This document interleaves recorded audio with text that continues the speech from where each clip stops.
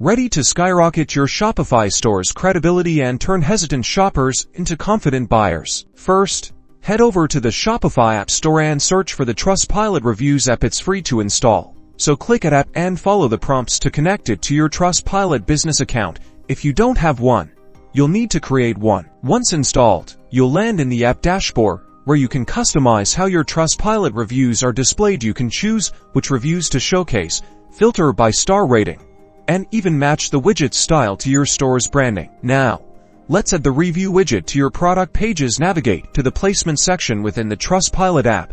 Then click on Add to Product Page. This opens up your Shopify theme editor. You'll need to find the section of your product page template where you want the widget to appear. Usually, this is below the product description or near the Add to Cart button. Copy the provided code snippet. Then, paste the code snippet into your theme where you would like to have your reviews displayed. Make sure to save the changes to your theme and preview the page to ensure that the Trustpilot widget is working correctly and displays reviews. And there you have it.